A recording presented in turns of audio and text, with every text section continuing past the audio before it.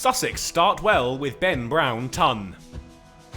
Both of these sides were involved in run fests last week. Sussex sat and watched on as Middlesex ticked off records and played their way to an innings win, despite Tom Haynes' efforts making him the first man to score 1,000 runs this year. Leicestershire had better fortunes, drawing with Derbyshire after more than 1,000 runs were scored at the County Ground.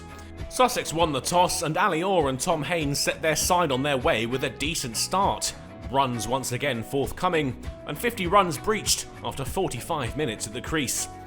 The captain was carrying his form over from last week, the bulk of the runs coming from his bat, and at a decent rate too, and before long it took him to yet another big score. 3 on the bounce now, 50 runs scored off 66 balls.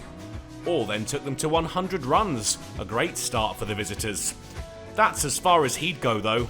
Leicestershire made to wait for their first breakthrough, or finding Barnes on the fine leg boundary.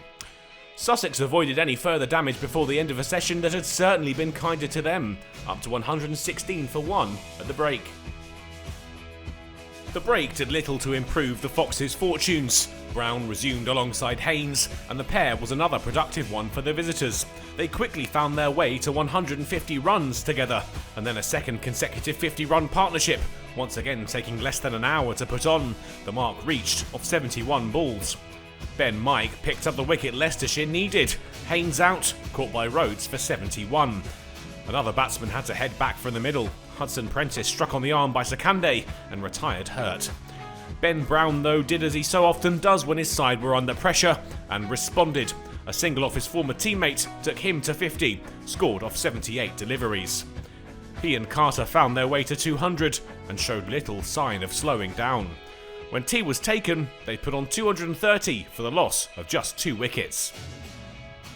Brown had reached the break unbeaten in the 70s and had soon taken the third wicket partnership to 50 runs with a single off Parkinson.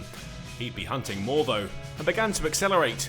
Boundaries few and far between, but good running helped them past 250, and then with 2 more, Brown was up to 100 runs off 165 deliveries, the partnership following him to triple figures with the same shot.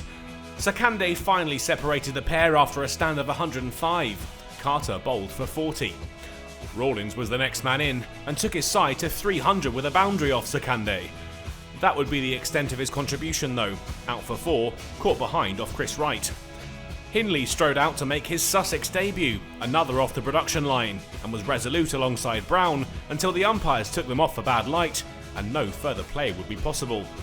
The visitors are in a strong position heading into the second day, with 300 already on the board, and they're just 4 wickets down, albeit with Hudson Prentice's participation in doubt. They have the chance to pick up maximum batting bonus points early on day 2.